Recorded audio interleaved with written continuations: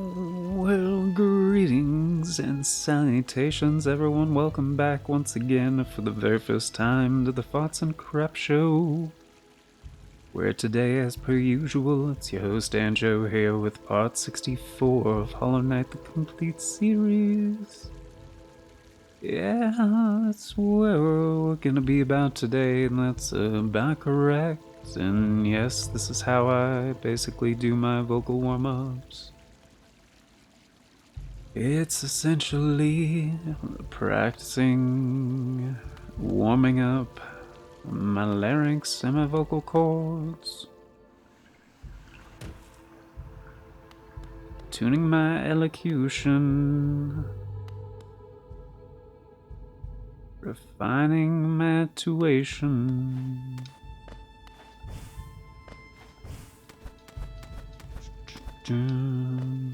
Trying out a bunch of different sounds, doing a bunch of different things. How long is he gonna be singing to the song? How long until the actual video starts? I wanna know, please. Somebody save me from this hell. I'm just kidding. It's actually pretty nice, I don't mind. Why doesn't he just always sing every part of every video? I'd actually be down for that, come to think of it. Just simulating preempting some of these comments that I'm sure are gonna be not very flattering, but it's okay. It's not meant to be good, it's just meant to be there. But no, that is essentially how I do my warm-ups for videos, cause yeah, they're basically just like warm-ups, vocal warm-ups that vocalists do and stuff like that. Practice track, so to speak. But yeah, it's especially in like a tracking situation. You need to kind of know how you sound with the sounds that you're going to be mixing to. So, yeah, if you're curious about it, do like a web search for like tracking technique, side tone, microphone technique. Actually, I think just tracking technique for side tone is probably going to be helpful. But yeah, this is indeed my first recording of the day, and I just was like doing my warm-ups and stuff, getting things all squared away, and got everything ready pretty much. Except I'm still kind of feeling something in my sinuses. Probably need to clear that out one more time. But it's okay. Kind of getting things. I'll do that after this recording.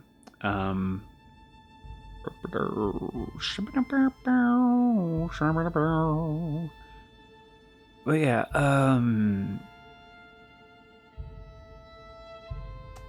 essentially what it comes down to is adjusting your microphone technique for the mix of what the track is going to be. So hopefully you have complementary tracks. And there are various ways to do that, but essentially real-time monitoring is very helpful for that kind of thing. So it helps if you have essentially side tone for what your microphone is picking up, and also for what is being, so you can monitor all the tracks if you're recording like as they're happening, which is why I was saying, like, I think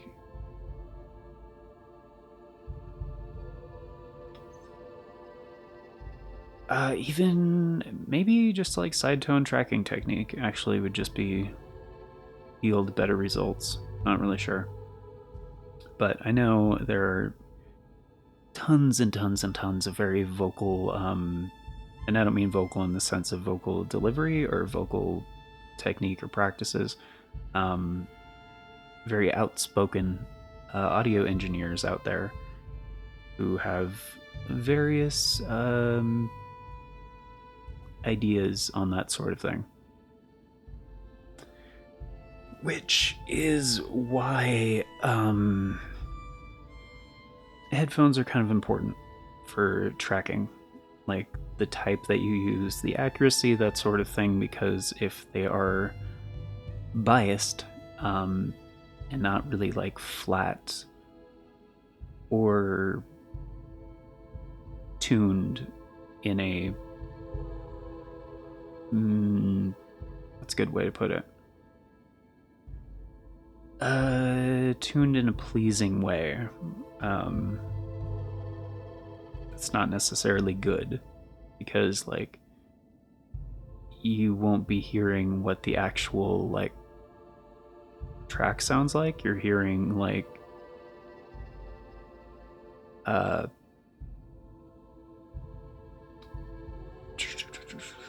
you're hearing I guess a way to say it would be pre-balanced version, but it's not necessarily a bad thing if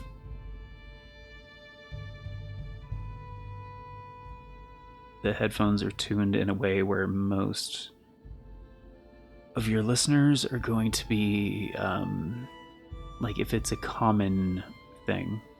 So like a V-shaped tuning is not necessarily bad, because that's like 90% of the headphones on the market. So you're not hearing what it actually sounds like, but you're hearing what like 90% of the listeners are going to be hearing.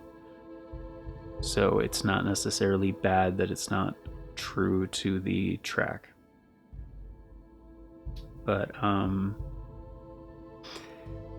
yeah, I usually prefer flat response, even if it's not the most flattering puns sound, because you're actually hearing what it actually sounds like. So instead of instead of a biased version. But whatever, it doesn't really matter. If you have thoughts on the subject, though, please leave a comment. I'd be curious, and it'd be cool if we can get some discourse about that down there. Down there. down there. You know, down there. In the comment section. But yeah, on the real, I've been practicing this fight a little bit, because last episode we finally, like, 9 minutes in and we're finally getting to the game. Yeah. This channel is not all about gameplay, guys. It's about all kinds of stuff. Like, it's a variety show. It always has been.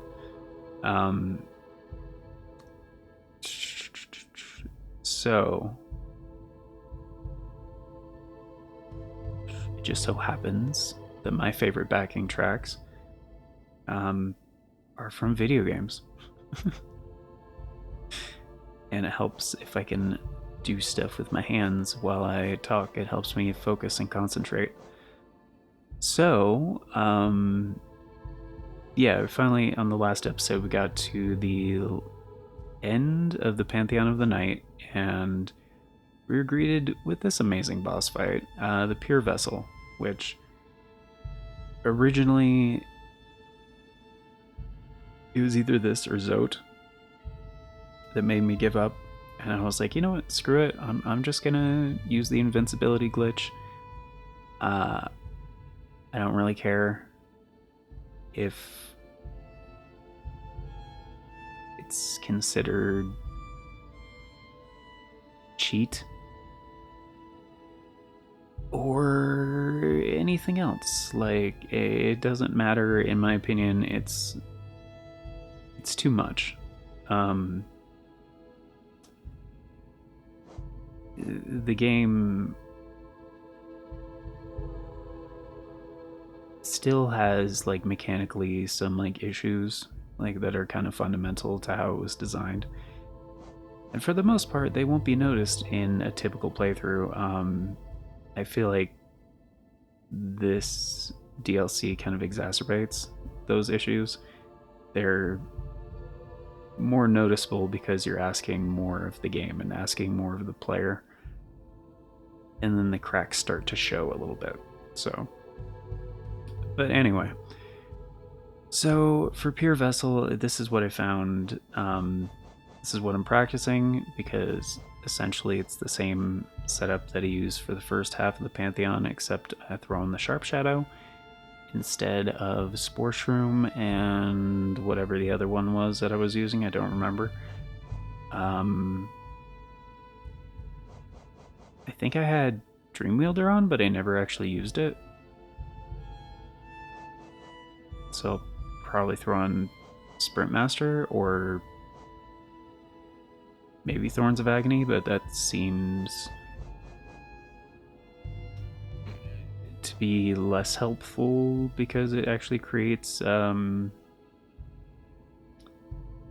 a delay during the activation, and like it delays your recovery a little bit. Like, it's an automatic counterattack, but the downside is you can't really like respond with shit as well. It's not a great trade-off in my book. Yeah, Spore Shroom is definitely helpful with like some of the early stuff.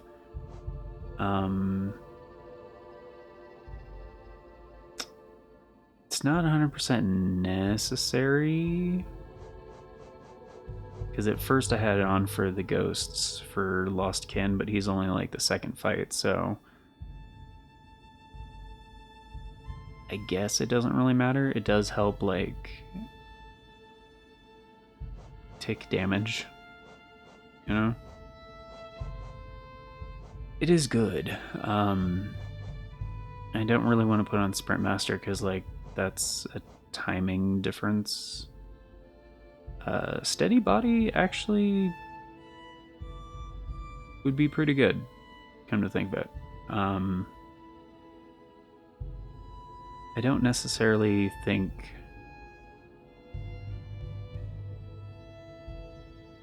it makes that big of a difference, and we could put on Defender's Crest actually is a pretty good one. It's not a bad idea. I could do that in Spore Shroom. Yeah, it's not a bad idea. Anyway, this one is a pain in the dick, and I think it's the final fight of the Pantheon. But I think I kind of got it, so I'm gonna kind of show you guys what I learned and like break it down in between attempts. But I still haven't beat him, by the way, in case that wasn't obvious on the statuette thing. But essentially, Sharp Shadow through like pretty much everything.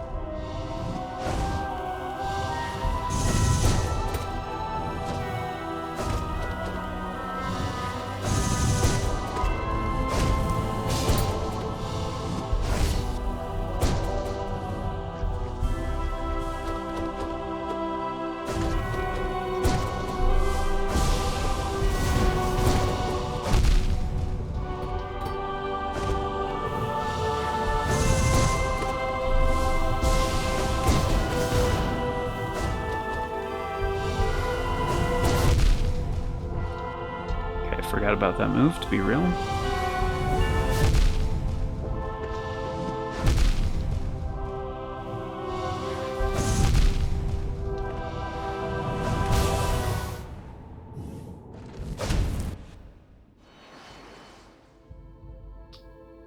actually not sure what to do about that one. I think maybe because he seems to do it from range.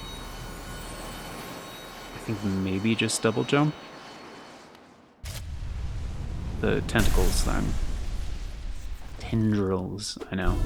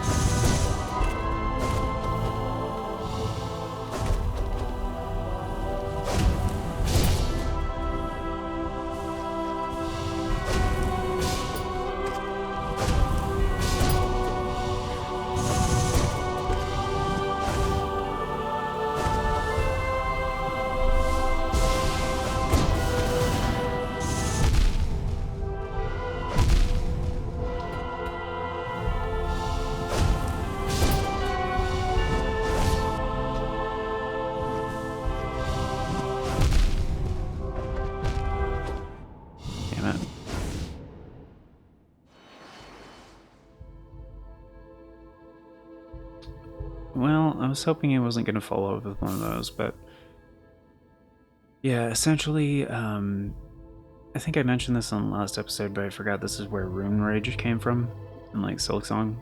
And when he does that, you just need to like stay away, and then I found like dash in, like do the charged dash slash to get him. Just that one. That's pretty much it. Like, I do think it's easier if like you don't move around too much, like only move when you have to, kind of a thing, and like only dash when you have to, because like you kind of need that sharp shadow. Well, not the sharp shadow, but the shade cloak.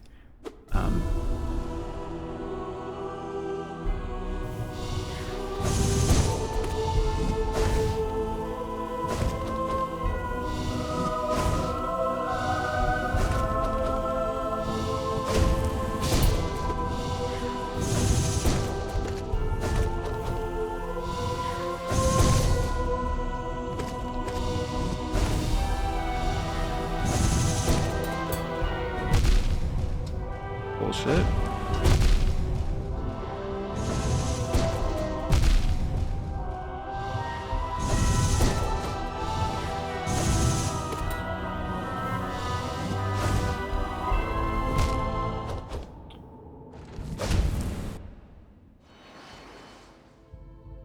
I think I dashed early. I don't think the shade cloak recharged.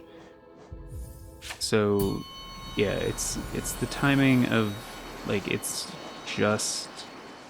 super close. Like sometimes I get hit because like the shade cloak hasn't recharged yet. That's not very good.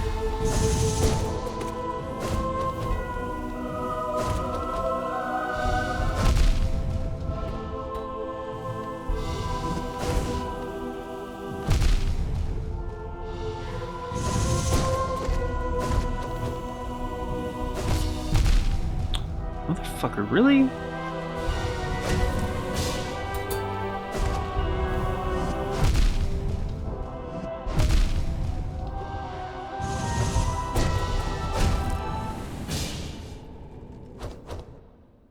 Of course, there's that input latency, which is always fun. Just part of the game. Sucks dick, but whatever. Especially for shit like this.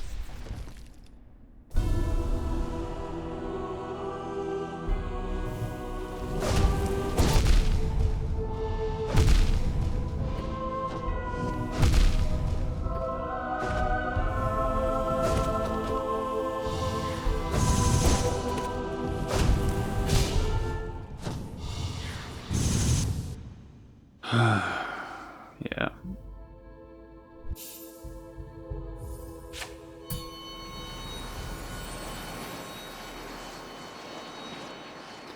Like, honestly, if you're doing this on, like, console, like, if you're not playing the PC version, like, just go ahead and use the invincibility cheat. It is...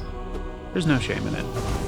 Like, Team Cherry never fixed it, so why should, you know...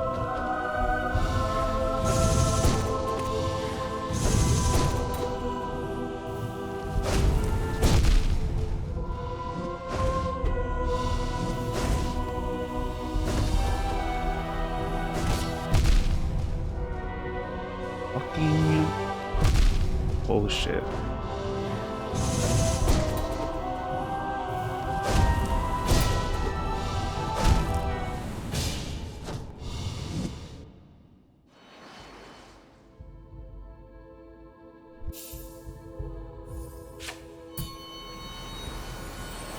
Like, it's not a consistent amount of latency either, which is a huge fucking pain in the ass.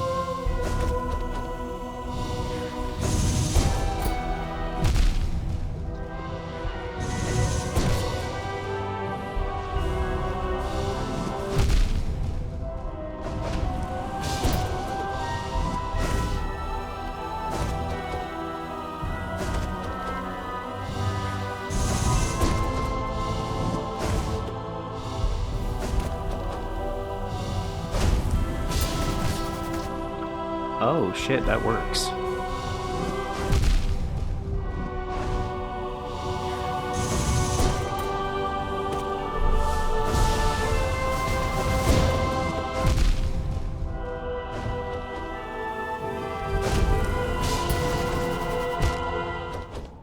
I mean, it's risky,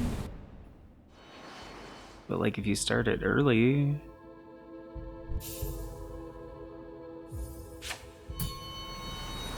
I'm gonna try that, because like the extended Cyclone Slash is definitely more damage. If you land the whole thing, but like, it is more damage. It just takes a while.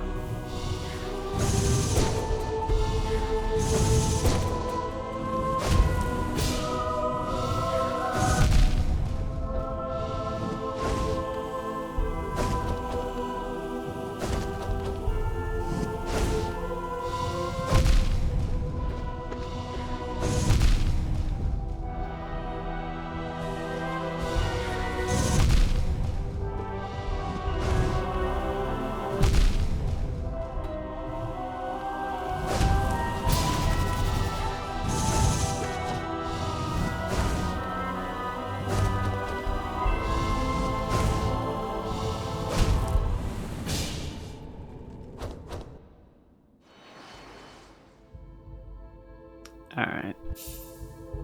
So I guess the thing to remember is, like, it's kind of counterintuitive, but, like, if he's doing the down slam into the spikes, like, you don't have to wait for the thing to recharge, the Shade Cloak. Which sucks, because you have to for all the other attacks.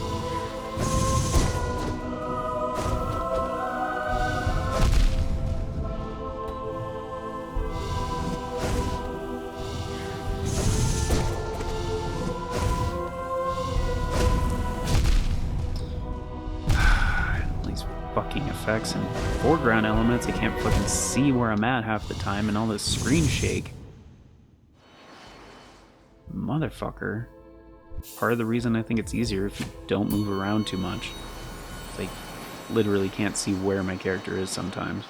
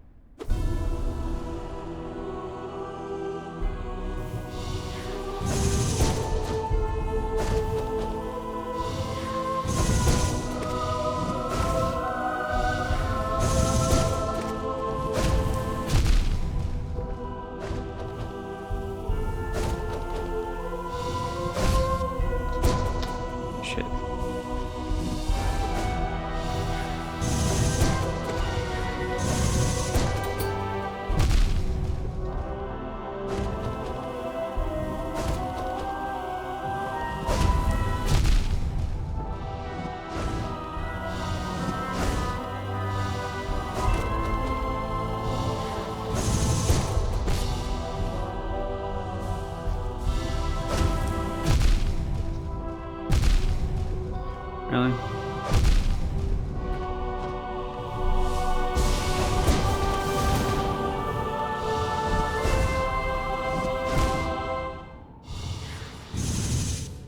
Speaking of effects, yeah.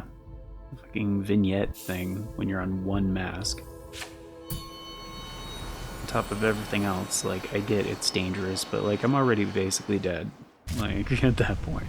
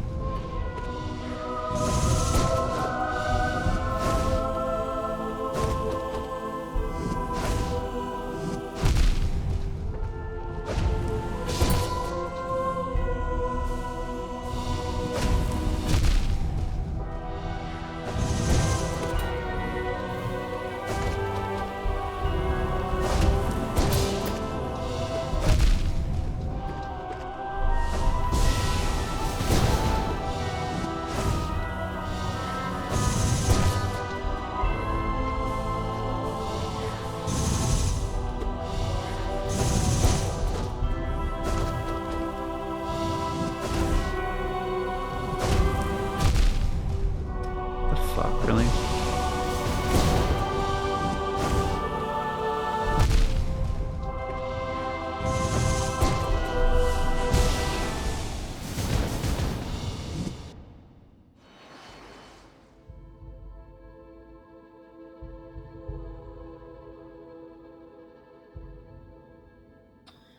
So you may be wondering, why did Danjo fire off a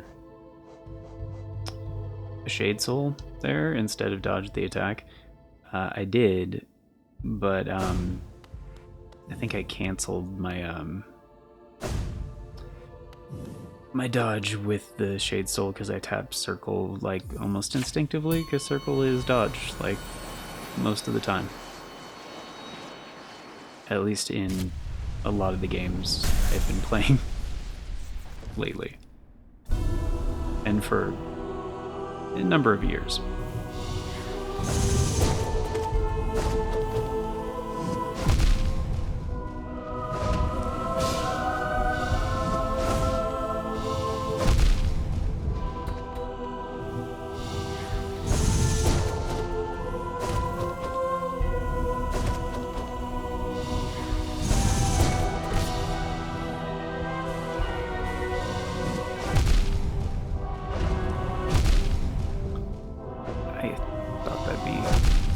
Jeez, what the hell?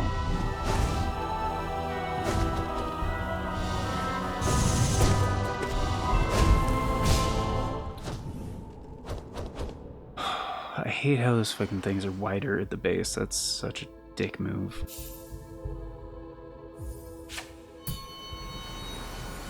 It's like, yeah, you can jump to like make dodging it a little bit easier, but you get the right positioning, you can like do the Cyclone Slash, which is pretty sick. Like that.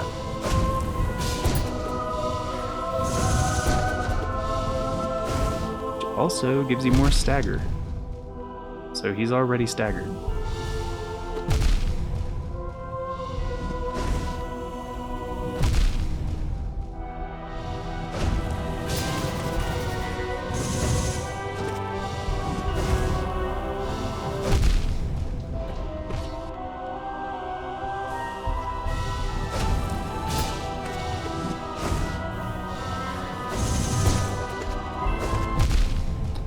Went the wrong way.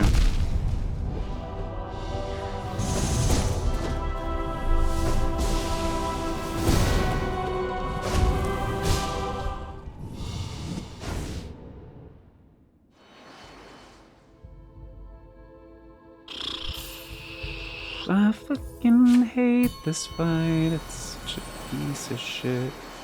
The thing is, too, I would love for this game to actually like get a patch where they fix like the input latency shit. That'd be great. And yeah, I could buy it on PC. I'm not gonna buy it on a different platform just because the developer is too lazy to fix the issue.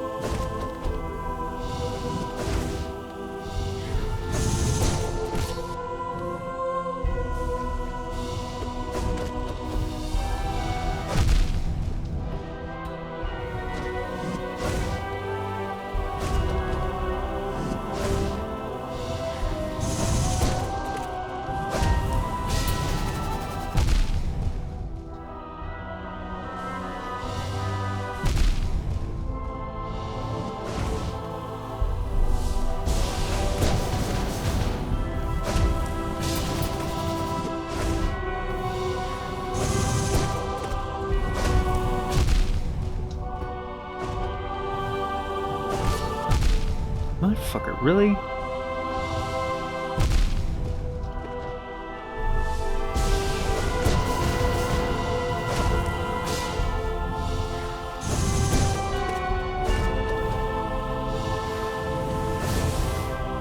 Okay. So that is one solution. It's to dash away from it. I get it. The freaking thing was I was too close to him, like the dash distance, you know. I came out of the dash and I was just like next to him, so I took damage.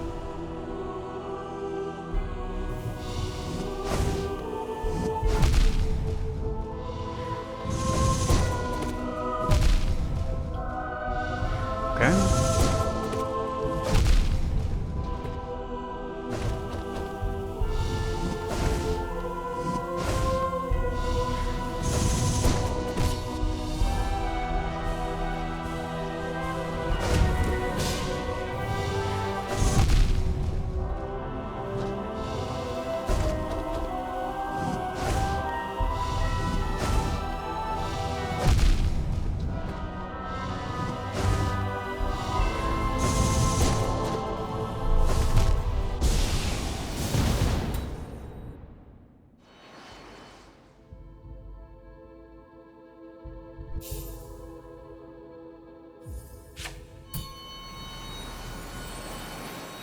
I thought he was doing a different attack at first.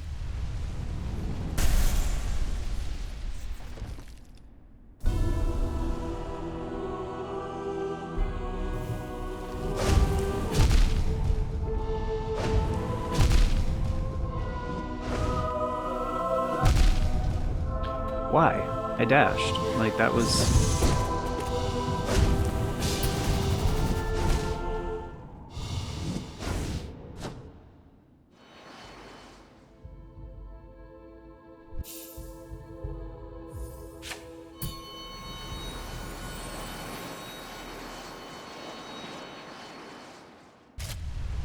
Like, sometimes I know why, and like, but most of the time I'm just like, no, I did the input, I saw it start to happen, so I don't know why the fuck it didn't.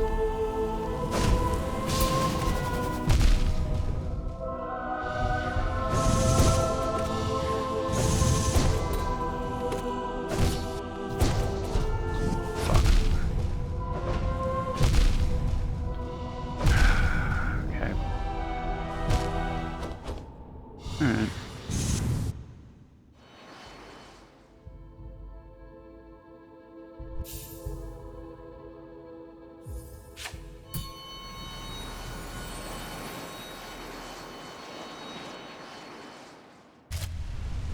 Like, I have to get this down, because like, if I get to the end of the Pantheon and then just lose to this guy, I'm gonna start getting like very pissed off about this.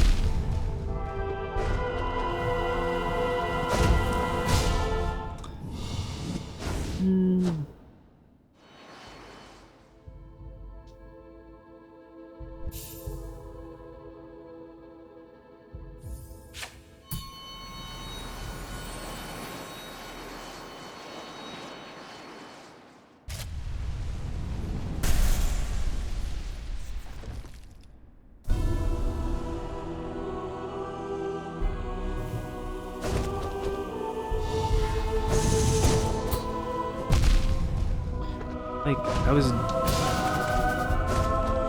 Okay, whatever.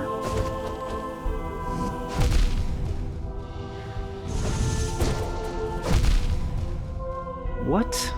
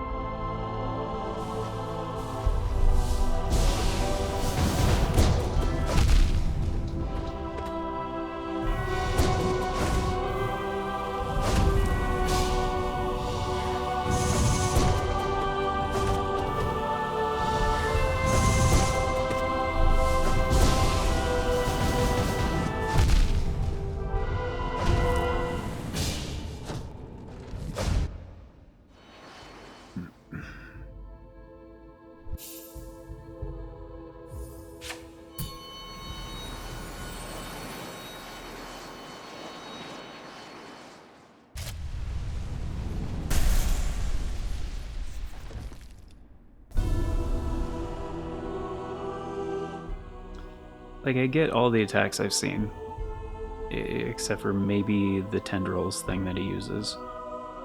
Like, obviously staying away is an option, but there's, you know, I still think maybe jumping would be better. I don't know.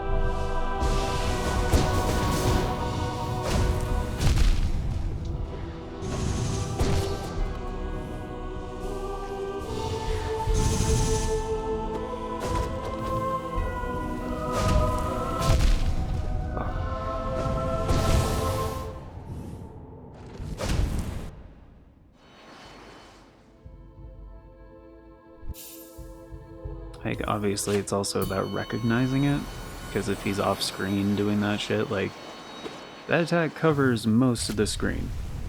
Like,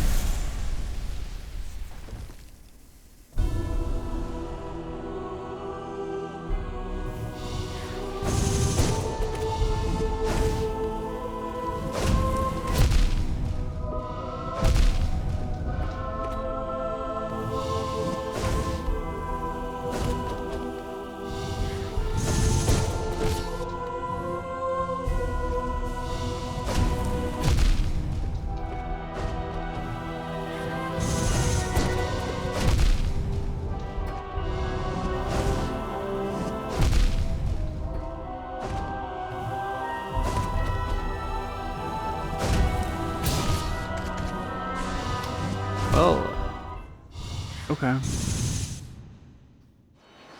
That was my bad. I got greedy and it's like, ooh, I could Cyclone Slash right here, which kind of forgot if he's close to stagger and you hit him again, he's gonna get back up and start attacking and you're gonna miss your healing window. So yeah, if he's close to staggering, just regular charge attack.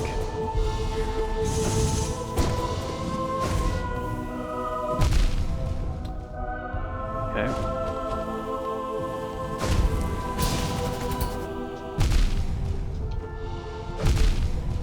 What the fuck, dude?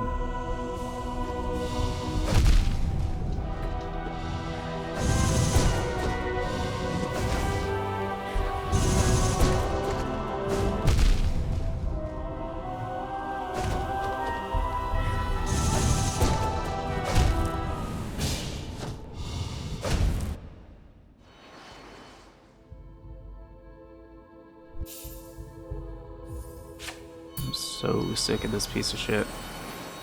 They should really have checkpoints, honestly. Like, that's kind of my issue with Pantheons, is like, they want you to do this all in one go, and like some of these, like, honestly, it wouldn't be a huge issue without the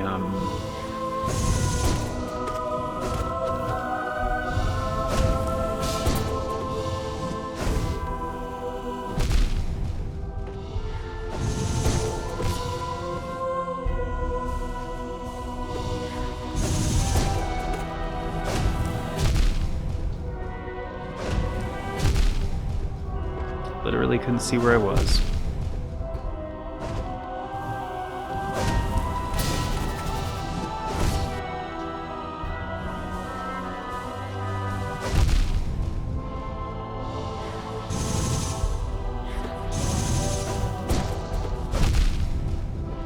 How?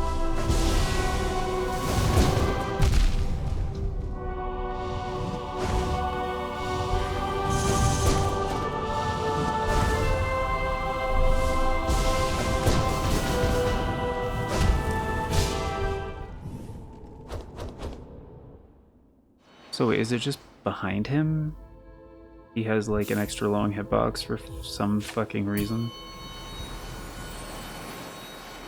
It's like I dodged in front, even though that's where his sword is. That was like way easier. I feel like I even missed that window, and that was not a Shade Cloak dodge.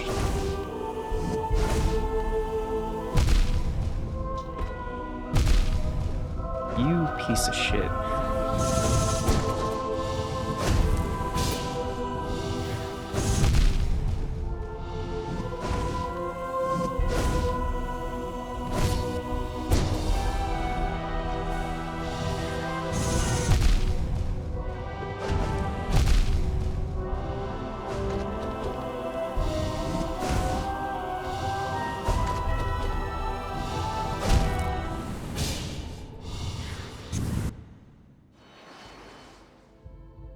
Like the background, like visibility is such garbage too. I can't even like see most of his shit.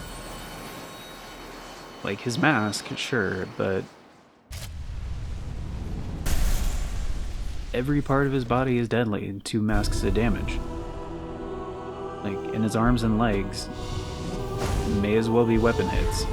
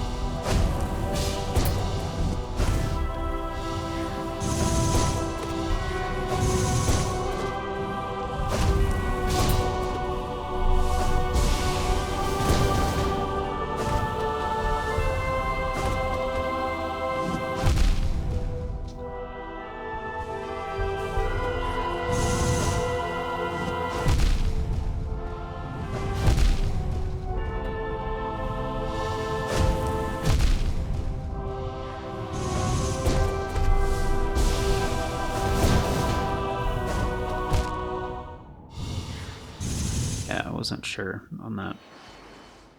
So yeah, that's kind of why I'm trying to stick to the middle of the stage, because that's where the visibility is the best.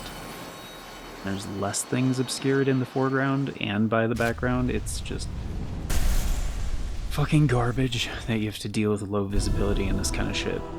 Like, on top of like the bullshit latency, on top of like it's just fuck this noise.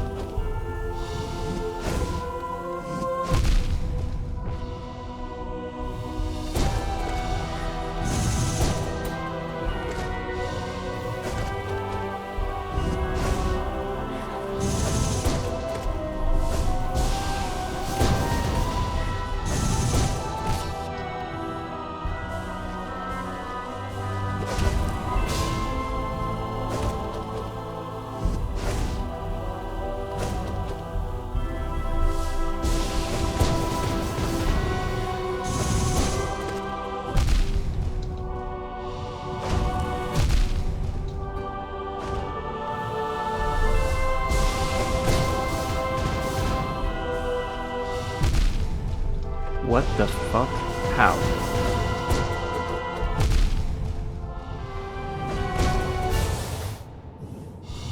How?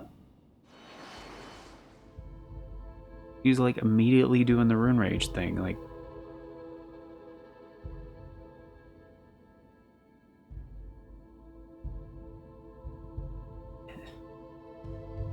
That's a fucked up thing too. You have to use like Shade Cloak and then be very used to how the recharge speed is. This is like 1, 2, 3, 1, you know? And that was even like, yeah, it's, again, like it's an inconsistent level of latency too. But like there is definitely shit where it just feels like incorrect. So I don't know, like I'm willing to do like 2 more of these episodes, but I'm not like deleting, you know, like 10 hours of footage or some shit, just so.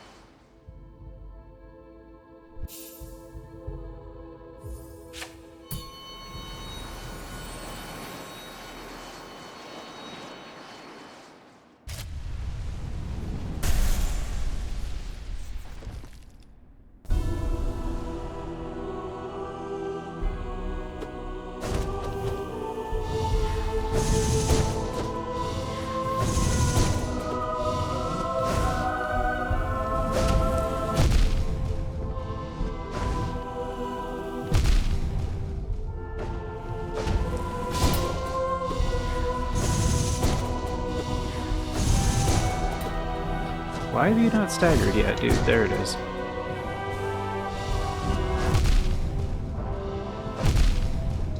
Excuse you?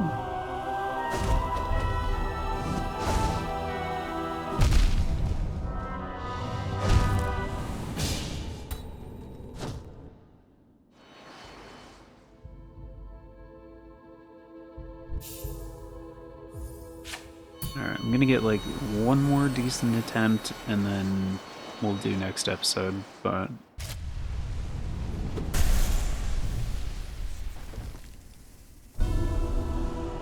like it just feels like I'm dying to the jank. Like I get how to do the fight, it's just not coming out, you know? Like inputs are being ignored, the timings are variable, it's fucked.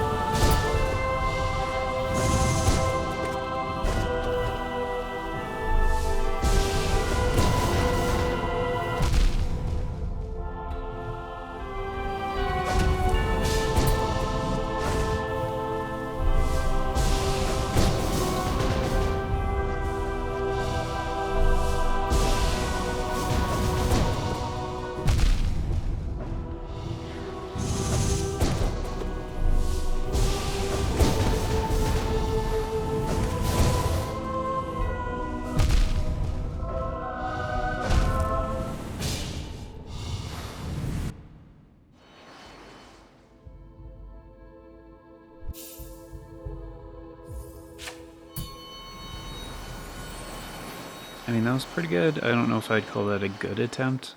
That was like decent attempt, but all right.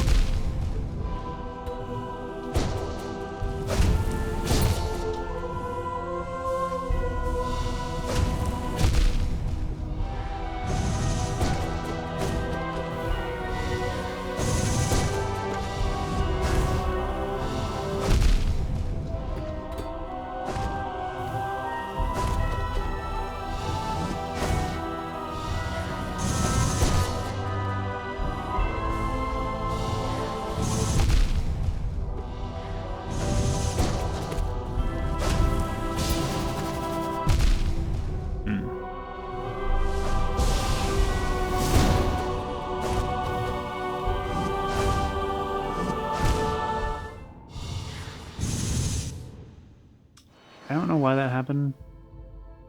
I had the shade cloak back. I hit dodge. I started the dodge animation. Like, I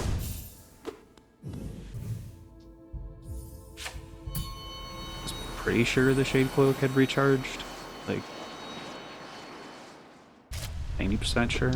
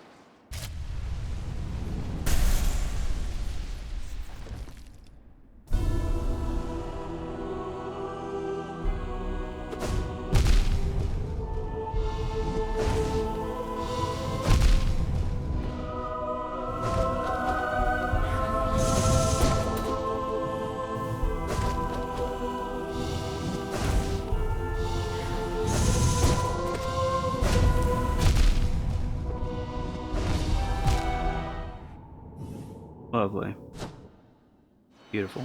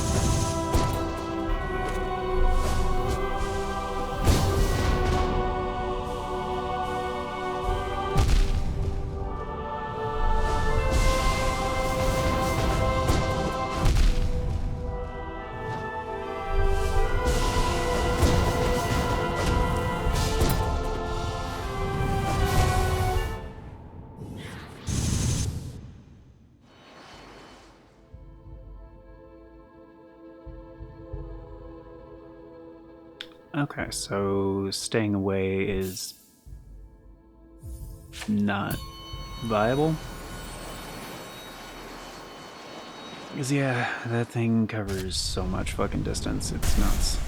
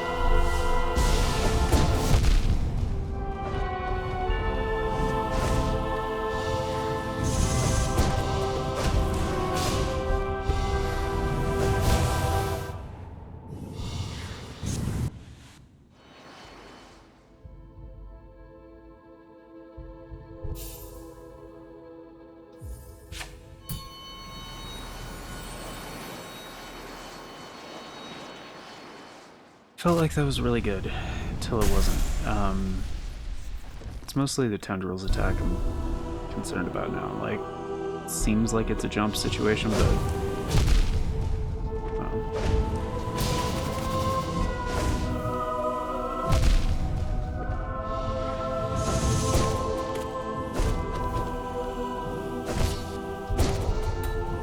Shit.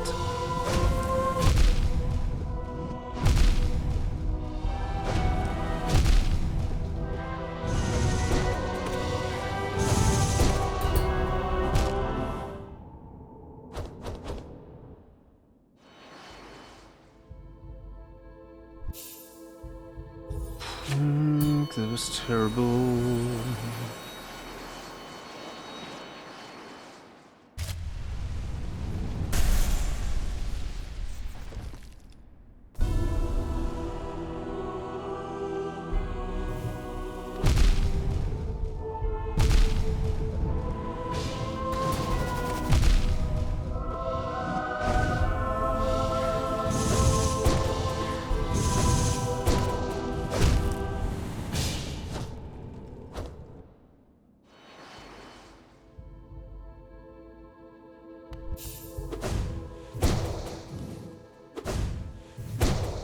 Ah.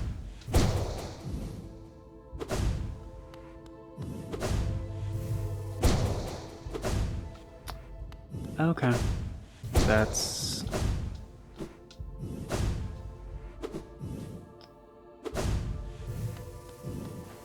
the issue.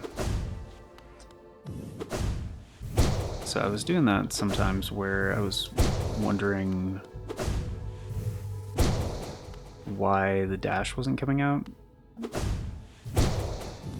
when I was just trying to charge attack. Well, if the button press is too close together, it seems like it'll do that, or it kind of like delays.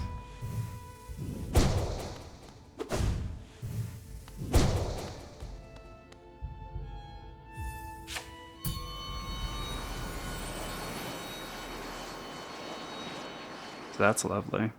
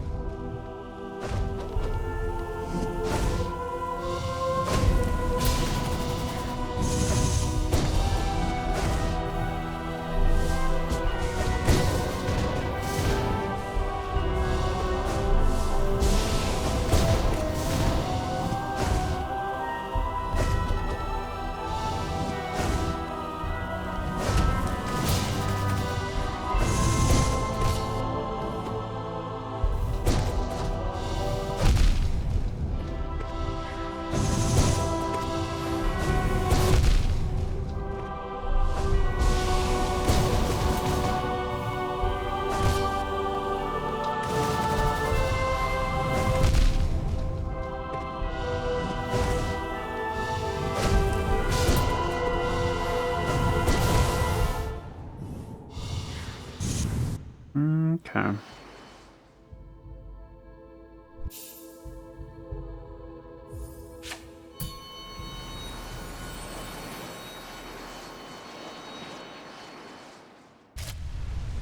I was just checking the timing thing out of curiosity. Like, that's why I didn't go for the heal when I easily could have.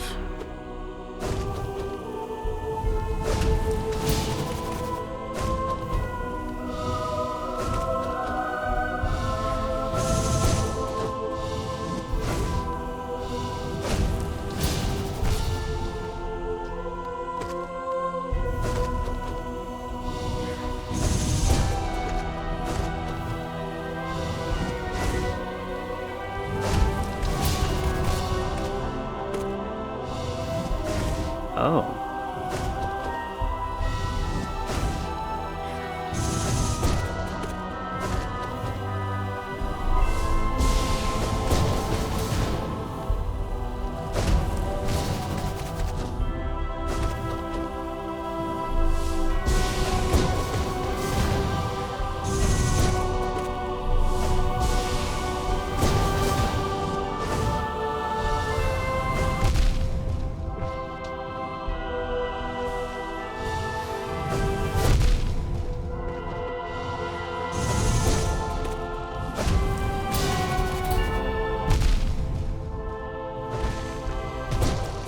Holy shit.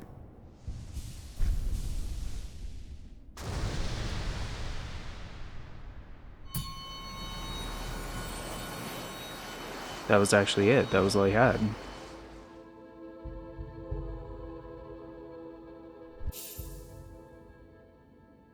Oh, fuck.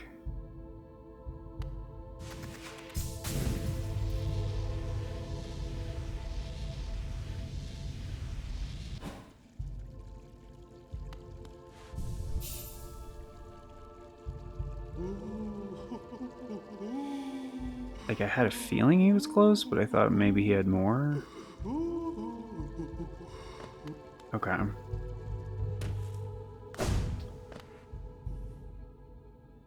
Or at least, like, a final attack or something, you know, that, like, he is saving.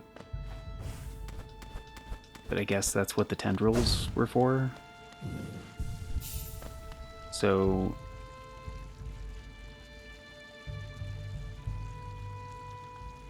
Okay.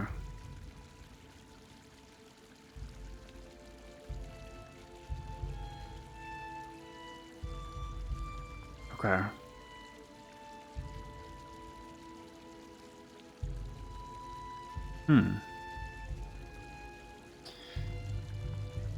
Alright, so let's break it down.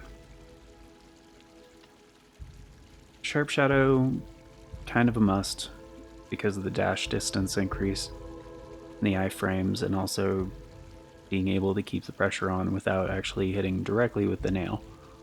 Kind of huge. The spin attack on the vertical stab, unless he's close to staggering, very, very helpful.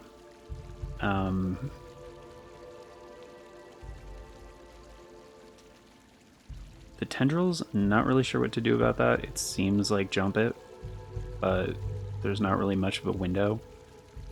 So it does seem a lot more feasible just to eat the attack and then counterattack as much as possible.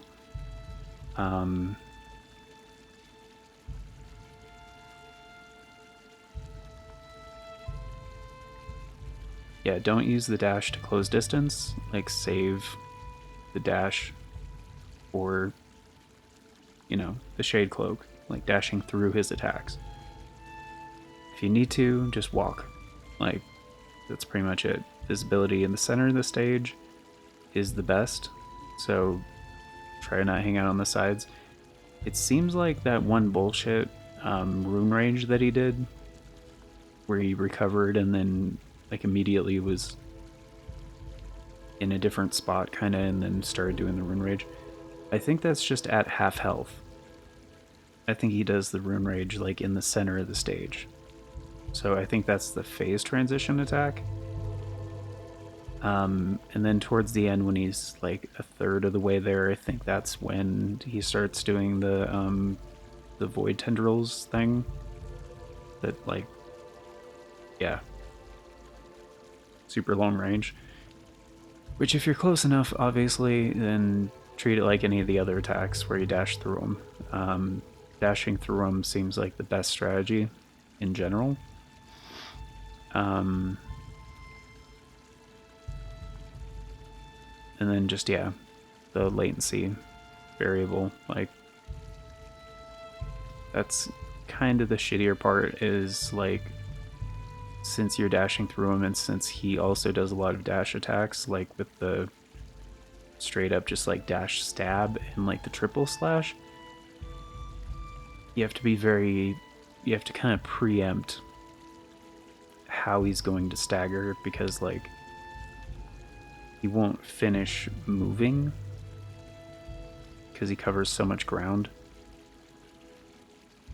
So like it comes down to luck a little bit, but positioning, you need to make sure he doesn't like stagger right next to you, because then that's going to count as a hit anyway. Then yeah, the Rune Rage, just stay away from the initial blast and then do the dash attack in. What is that one called?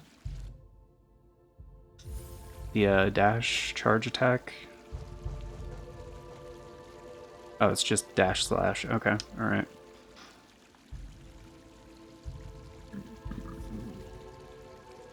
And yeah, when he staggers, use that to heal. That's pretty much it. So, because yeah, it's all about timing. You have to like time your Shade Cloak recharge kind of perfectly to his rhythm. So if you get thrown off that rhythm, it's going to be really hard to recover.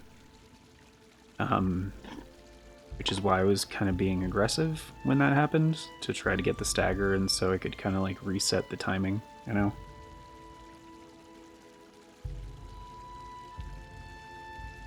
Or hopefully he just does the fire needles spray thing, because that also gives you like more of a window.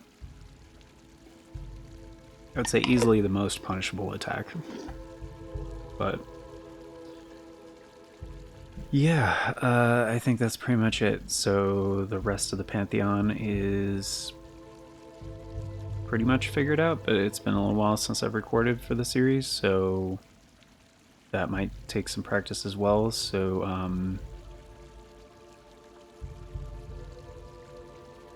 next episode, I think I'm going to practice him one more time. Because, like, I feel like I need to get it to a consistent, like, thing, because so far most of the Pantheon bosses have just been a formality, in my opinion. Like Nail Sage Sly, I think I got him on the first try. And then the Paint Master, whatever dude, I think I got him on first try as well. I think it was only the pair, like Oro and Mato or whatever. But that was like the first Pantheon, which like most of that Pantheon was pretty easy. So I didn't really mind that one. Thankfully, you can practice the bosses if you get to them and then, you know, die to them in the Pantheon. So at least that's good. But yeah, it's kind of also really bothers me that this counts towards the completion percentage, when honestly a boss rush mode, in my opinion, should be a side mode. Like, it shouldn't count towards like completing the game. Which, yeah, I kind of agree with on like the traditional implementation of it, of just have the boss rush on the title screen, like, and separate from the base game.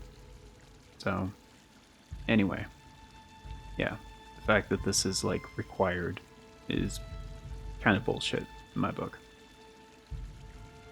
So otherwise, because I don't like these kind of modes, I don't usually fuck with the boss rush, and like unless I really enjoy the game and its mechanics. And I really enjoy this game, but its mechanics are kind of fucked. The implementation is definitely not perfect, and I know you can brute force it on the PC version, and then it plays way better. And I've heard the main thing that makes a difference is turn VSync off. So technically, they could do that on all the versions. Just have that in the graphics options, like settings, display options. Also, the screen shake bullshit is not appreciated. Which apparently they got the note on that for Silksong, and you can turn that off in the options, which is so much nicer. Still, the visibility thing is a huge downside to me as well. Because, yeah, in the heat of battle, a lot of times I'm dying because I can't see what the fuck is happening. So, yeah. Accessibility stuff would be great. But it's partially on like the design thing, like just the visuals. I get, it looks nice half the time, like with art style stuff and blah blah. But you gotta be careful when it comes to like foreground elements and background elements and stuff like that. Make sure you can actually see what you're doing, kind of a thing. Which whatevs. It's not like, whatever. It's fine. It's fine. It is what it is. Yeah, I've also been using the GameStar T3 Lite for this episode, which lately I have not been using it for the series. Like I did for like testing and stuff, but for the majority of this series I've been using the 8-bit Pro 2 for Xbox controllers, like alternating between like the Hall Effect version and like the original. And I think that's part of the thing that's kind of fucking me a little bit, is like I do really like the GameStar T3 Lite, but the shoulder buttons, like the L1 and R1, are just traditional like conductive rubber membrane kind of things, which definitely does not feel as good on the because like R1 is like, and I know I could change the button mapping, like I'm not gonna do that at this point, because like I'm just gonna keep fucking it up, honestly. And I've never used this before. Like I don't even remember what the fuck this is for.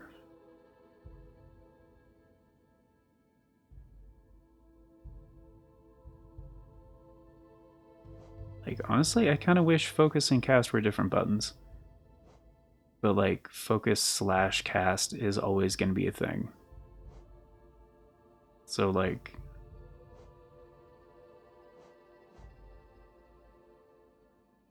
a quick cast, I guess, like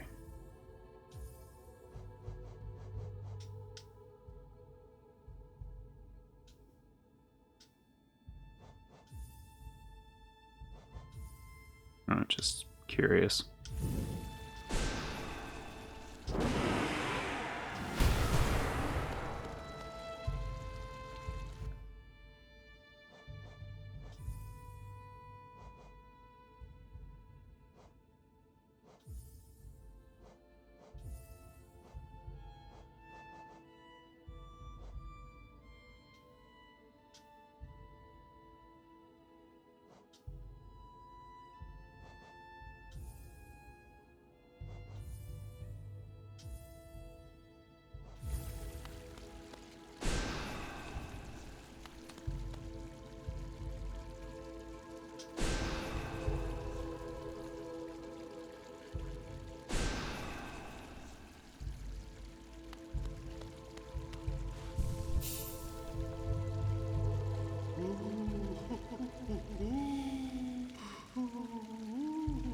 Like I've always basically like I've always hated that kind of thing where it's like,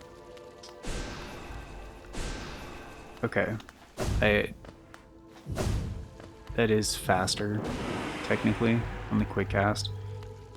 Thing is, like, there's still the delay of the input to like anytime you have that kind of that implementation, like the game is waiting essentially to detect if you're actually holding the button or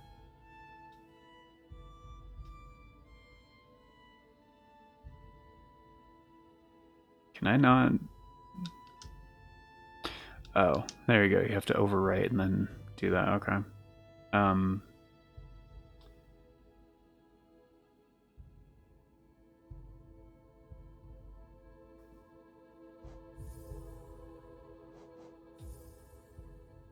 like it's adding latency to it. So there's no faster way to start healing because like focus and cast is always like separate. Like it's a combined input. Like there's no like dedicated focus input, which is kind of garbage. So like there's always going to be a delay because like the game's deciding if like you're tapping or holding and like it's going to take a sec. Like it's I think like a quarter or half a second before it actually starts doing the focus. Which is kind of shitty because like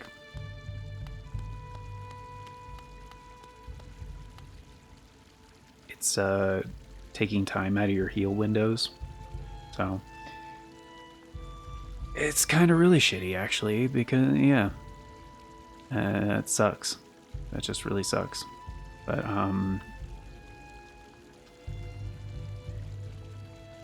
yeah, the one of the other things I've noticed about the T3 Lite, after using it a lot more recently,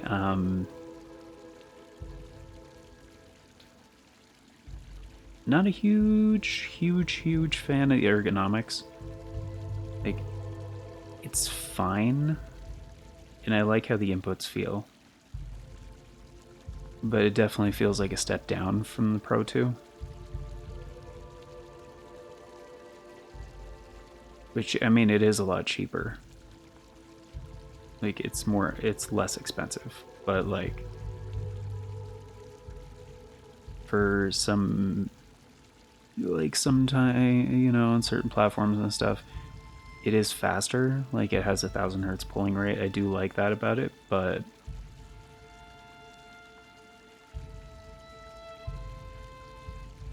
in general, I prefer the Pro 2.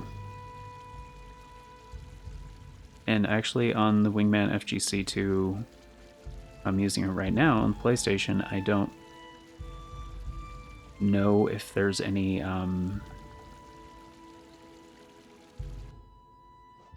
actually, hold on. Is there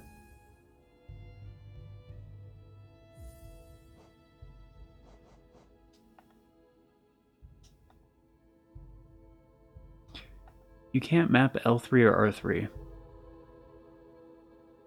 Why?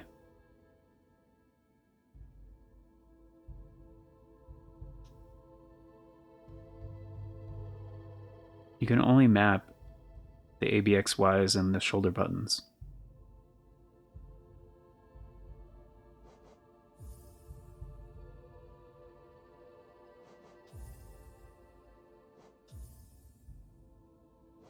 It is so annoying.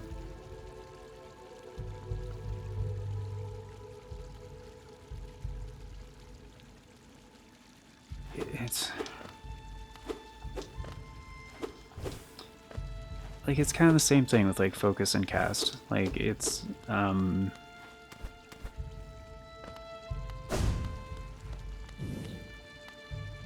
just one of those things. Like can't change it, you know. So I don't know.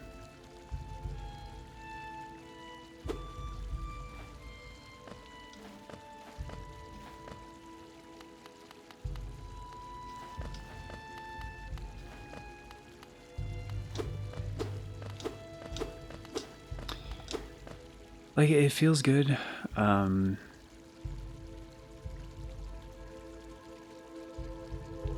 It feels pretty good on this controller, but I think I am going to switch to the Pro 2 for the next episode, because that ergonomic thing of essentially like holding square and then having to tap R1 at like exactly the right time, like it's not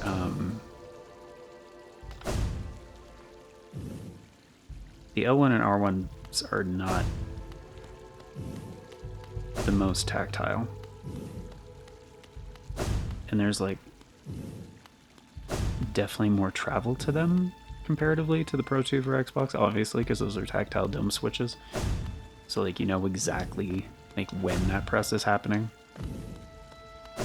Like on this one,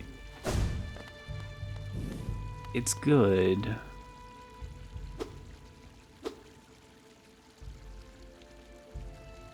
but like it changes the grip too. It's not the best for that style. Like it's mostly the ergonomics for retro stuff, which, and by retro stuff I mean when primarily you're using the D-pad and the ABXY buttons, which is a shame because, and actually just for those 8 inputs, like it's not that, it's actually really good. But if you're also using the shoulder buttons, it starts to feel a little weird. So, and most of the time in this game, it's just R1. Like, because R2 is for your crystal dash, L2 is unmapped by default, and L1 is just mapped. So, like, it's not like an action button, so to speak. But at the same time, like, you already have the thumb roll with the, like, you know, the jump and attack. So having a frequent input on something else, like it makes sense that you would have, you know, the dash on R1. Like that's how a lot of Mega Man games did it, and like it works perfectly in that situation as well.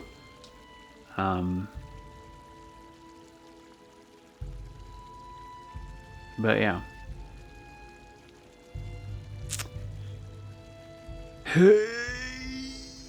It's not the best, but whatever. Yeah, I'm gonna switch to that. I'm also gonna overclock my brain a little bit with some coffee, so yeah, we'll continue this on the next one, but thank you all for being here, guys. Did not mean for it to last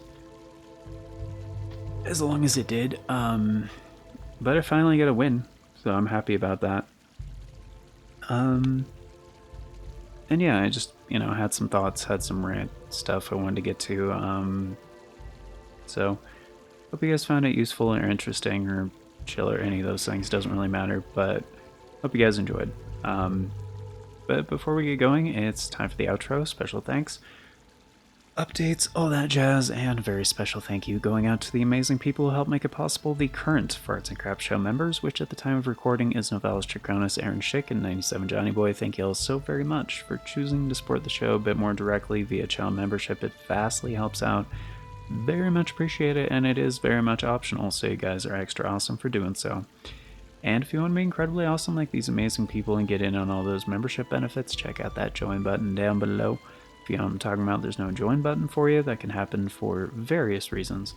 But yeah, there's also a link in the description, talks about becoming a channel member that will do the same thing.